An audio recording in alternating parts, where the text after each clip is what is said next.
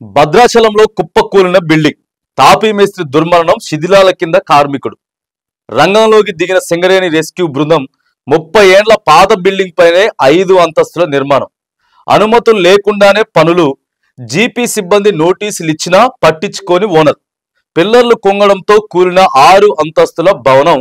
ఇక్కడ చూడండి ఏం రాసిరో, అనుమతులు లేకుండానే పనులు జీపీ సిబ్బంది నోటీసులు ఇచ్చినా పట్టించుకోలేదట. పక్కనే అది గ్రామ పంచాయతీ ఆఫీస్ కి పక్కనే మీరు నోటీసులు ఇచ్చారు, ఆ ఓనర్ పట్టించుకోవట్లేదు. రోజు కళ్ళ ముందు కనపడతలేదా? బిల్డింగ్ కట్టేది కనపడతలేదా? ఆపాలి కదా, లేకపోతే పోలీస్ స్టేషన్కి పోయి కంప్లైంట్ పెట్టాలి కదా. జిల్లా కలెక్టర్ గారి దగ్గర నుంచి నోటీసులు ఇచ్చి పోలీస్ స్టేషన్ నుంచి సీదా వాడి మీద కేసు పెట్టాలి కదా. ఎట్లా కడతాడు? 30 ఏండ్ల బిల్డింగ్, పాత బిల్డింగ్ మీద ఏ రకంగా కడతాడండి? 6 ఫ్లోర్లు 5 ఫ్లోర్లు వేసేసిండట పైకి, ఆగుతుందా? ఇప్పుడు కట్టేటటువంటి బిల్డింగ్ కెపాసిటీ ఎంత? మహా అయితే 40 ఏండ్లు లేకపోతే 50 ఏండ్లు. పాతకాలం నాటి కట్టిన వాటికి 80-100 ఏళ్ళు ఉండేది. మహా అయితే 60 ఏండ్లు ఎక్కువ. ఇప్పటికే 30 ఏండ్లు అయిపోయింది. దాని మీద 5 అంతస్తుల భవనం అంటే మామూలు విషయం కాదు. 7 మందో 8 మందో ఉన్నారు అందులో లోపల. కార్మికుడు చచ్చిపోయిండు. రెస్క్యూ టీమ్ అంతా కూడా అడిగిపోయి సింగరేణి ఎన్డీఆర్ఎఫ్ బృందాలన్నీ కూడా ఆ మిషన్స్ తో, డ్రిల్లింగ్ మిషన్స్ తోటి ఆ శవాలను బయటికి తీసేటటువంటి ప్రయత్నం జరుగుతూ ఉంది. నేను అత్యంత దారుణమైనటువంటి ఘటన భద్రాచలంలో జరిగింది. 5వ పేజీలు రాసిండు, ఒకసారి చూద్దాం. 5వ పేజీలో ఇంత దారుణం ఉంటుందా? నిర్లక్ష్యం. ఎంతో మంది కంప్లైంట్ చేసిరట, అక్కడ కంప్లైంట్ చేసిరు. అయ్యే ఇక్కడ పెద్ద బిల్డింగ్ కడతా ఉన్నారు, అసలు ఎట్టెట్లా ఇది సాధ్యమయ్యే పని కాదు అని చెప్పింది. నేను ఒక ఆయన ఒక వీడియో కూడా పెట్టిండు. నేను ఆల్రెడీ జిల్లా కలెక్టర్ కి చెప్పిన, ఎస్పీకి చెప్పిన, ఐటీడీఏ పిఓకి చెప్పిన, వాళ్ళంతా కలిసి ఐటీడీఏ పిఓ గారు రమ్మని చెప్పిండ్రు. ఆయనకి అది కట్టొద్దు, ఆయన మీద కేసు పెట్టాలని చెప్పినా కూడా నిమ్మకి నీరెత్తనట్టు ఉన్నాడు. నిమ్మకి నీరెత్తనట్లు ఆ ఏవో ఉన్నాడు. ఏంటి పరిస్థితి? ఇక చెప్పుర్రు. ఇక భద్రాచలంలో కుప్పగూలినటువంటి బిల్డింగ్. భద్రాచలం పట్టణంలో ఘోర ప్రమాదం చోటు చేసుకున్నది. నిర్మాణంలో ఉన్న 6 అంతస్తుల భవనం బుధవారం మధ్యాహ్నం ఒక్కసారిగా కుప్పకూలింది. ఈ ఘటనలో తాపీ మేస్త్రి ప్రాణాలు కోల్పోగా ఓ కార్మికుడు శిథిలాల కింద చిక్కుకుపోయాడు. అతన్ని కాపాడేందుకు సింగరేణి రెస్క్యూ టీం రంగంలోకి దిగింది. శిథిలాల తొలగింపు ఆపేసి అండర్ గ్రౌండ్ ఆపరేషన్ ప్రారంభించింది. పాత భవనం పైనే మరో 5 అంతస్తులు నిర్మిస్తుండగా ఈ ప్రమాదం జరిగింది. శ్రీ విజయ కనకదుర్గ భవానీ దేవస్థానంలో శ్రీపతి నేషనల్ ఫౌండేషన్ పేరిట శ్రీపతి శ్రీనివాస్ అనే వ్యక్తి ఈ భవనాన్ని నిర్మిస్తున్నాడు. తలకాయ ఉండాలి కదా, వానికి వచ్చామన్న బుర్ర ఉన్నది అసలు. ఈ ఎట్లా ఎత్తాడు 30 సంవత్సరాలు దానిపైన? ఒకటి ఇంకోటి సెకండ్ ఫ్లోర్ వేయడమే కష్టంగా ఉంటది. కొద్దిగానే సోయి లేదా?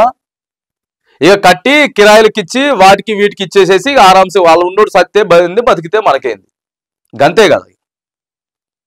అధికారుల తప్పిదమే ఇది, 100% అధికారుల తప్పిదమే. కంప్లైంట్లు ఇచ్చారు, ఐటీడీ పిఓ గారు ఈఓకి చెప్పిండు, పంచాయతీ అధికారులకు చెప్పిండ్రు, పోయి ఆపాలి. ఎందుకు ఆపలేదు పని? మీరు 6 అంతస్తుల మీద అంతస్తులు కడతా ఉంటే చోద్యం చూసుకుంటున్నారు. చాలా ఉన్నాయి ఇట్లా భద్రాచలంలో చాలా ఉన్నాయి ఇట్లాంటి. 35 ఏళ్ల కింద దాదాపు పురాతన భవనాన్ని కొన్న శ్రీనివాసరావు దానిపైనే అదనంగా మరికొన్ని నిర్మాణాలు చేపడుతున్నాడు. అయితే ఈ నిర్మాణానికి గ్రామ పంచాయతీ నుంచి ఎలాంటి అనుమతులు తీసుకోలేదని తెలుస్తున్నది. 9 అంగుళాల పిల్లర్లపైనే 5 అంతస్తులట. చూడండి, 9 అంగుళాలు పెట్టిండు. 9 అంగుళాల మీద వేసుకుంటా పోతుండే, ఇక గాలిలో కట్టినట్టు కడుతున్నాడు. గ్రౌండ్ ఫ్లోర్ మినహా మిగిలిన 5 అంతస్తులను కూల్చేయాలని సెప్టెంబర్లోనే మరోసారి నోటీసులు ఇచ్చారు. అయితే శ్రీపతి శ్రీనివాసరావు ఇవేవి పట్టించుకోకుండా నిర్మాణ పనులు కొనసాగించాడు. అక్రమ నిర్మాణం గురించి ప్రశ్నించిన వారిపై కూడా ఆయన దాడి చేసినట్లు ఆరోపణలు ఉన్నాయి. ఇగో చూడండి, ఇంత బలుపున్నదో వానికి, మామూలు బలుపు లేదు వానికి. నాణ్యతా ప్రమాణాలు పట్టించుకోకుండా కేవలం 9 అంగుళాల పిల్లలతో నిర్మాణాలు చేపట్టడంతో ఈ ప్రమాదం జరిగినట్లు తెలుస్తున్నది. కనీసం 14 నుంచి 20 అంగుళాల మేర పిల్లర్లు ఉంటేనే భవనం నిలబడుతుందని, ఎలాంటి ప్లాన్ నిపుణుల పర్యవేక్షణ లేకుండా నిర్మాణం జరుగుతున్నా పంచాయతీ సిబ్బంది నిర్లక్ష్యంగా వ్యవహరించినట్లు పలువురు విమర్శిస్తున్నారు. వాస్తవంగా పంచాయతీ తప్పున్నది. పంచాయతీ ఆఫీస్ కి కరెక్ట్ గా 100 మీటర్ల దూరం లోపే ఈ బిల్డింగ్ కూలింది. 100 మహా అయితే 150 మీటర్ల లోపే ఈ బిల్డింగ్ కూలింది.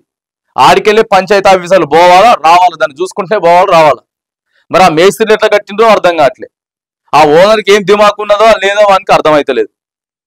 అటు ఇటు చేసి ఆడ కార్మికులను చంపారు.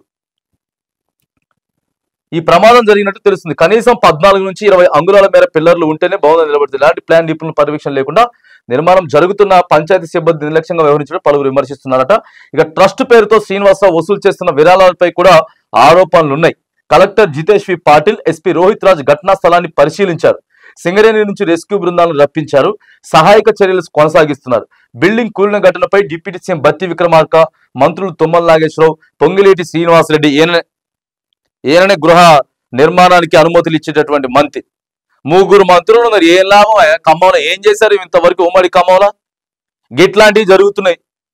పొంగిలేటి శ్రీనివాసరెడ్డి గారే ఏ బిల్డింగ్ అయినా కట్టాలన్నా కట్టొద్దన్నా పర్మిషన్ ఆయనే మంత్రి, ఆ శాఖకు మంత్రి ఆయనే. గా జిల్లాలోనే జరిగింది ఇప్పుడు ఈ ఘటన. ఏం చెప్తారు సమాధానం? ఇప్పుడు ఏం చెప్తారు? చచ్చిపోయిన కుటుంబాలకు ఏం సమాధానం చెప్తారు? ఆ ఓనర్ మీద ఏం యాక్షన్ తీసుకోబోతా ఉన్నారు? ట్రస్ట్ల పేరుతో బిల్డింగ్ కట్టడం, వసూలు చేయడం పైసలు, ఇదే పని. ఏం చర్యలు తీసుకుంటున్నారు? వీళ్ళు ఏం భరోసా ఇస్తారు? చచ్చిపోయిన వాళ్ళు ధర్నా చేస్తా ఉన్నారు అక్కడ. ప్రధానంగా సిపిఐ పార్టీ, సిపిఎం పార్టీ, ఎర్రజెండా పార్టీలు అన్ని కూడా ఆడ పోటీ ధర్నా చేస్తా ఉన్నారు, బైఠాయించి రోడ్డు మీద. ఏం సమాధానం చెప్తారు వాళ్ళకి? ఏం లాభం? మీరు ఇప్పుడు మంత్రులంతా వచ్చి ఏం లాభం? దిగ్భ్రాంతి వ్యక్తం చేస్తే ఏం లాభం? మీరు అట్లున్నారు, అధికారులు కూడా అట్లనే ఉన్నారు నిర్లక్ష్యంగా. కలెక్టర్ ఎస్పీతో మాట్లాడి సహాయక చర్యలపై ఆరా తీసిరట. సో ఏదేమైనా కానీ ఇగో ఇలాంటి కట్టడాలు కట్టేటప్పుడు ఖచ్చితంగా ఆపాలి. దారుణమైనటువంటి ఘటనలు. 5 అంతస్తుల 30 సంవత్సరాల క్రితం బిల్డింగ్ మీద ఇలాంటి, ఇంకా భద్రాచలం చుట్టుపక్కల ఏజెన్సీ ప్రాంతాలలో ఇష్టారాజ్యంగా కట్టిపడేస్తున్నారు. అసలు అనుమతులే లేవు ఏజెన్సీలో. ఏంది మహా అయితే 2 ఫ్లోర్లు గంతే. ఆ చట్టమే లేదు అసలు. 2 ఫ్లోర్లు కట్టుకోవాలి గంతే. ఇష్టానుసారంగా వేసి పడేసుకొని దారుణంగా. అనుమతులు ఉండాలి, ఖచ్చితంగా అనుమతులు తీసుకోవాలి. అంతేగాని ఏది పడితే అది చేస్తే ఆగమాగం అయిపోయింది. భద్రాచలంలో మాత్రానికి ఒక తీవ్రమైనటువంటి ఘటన మాత్రం నిన్న జరిగింది.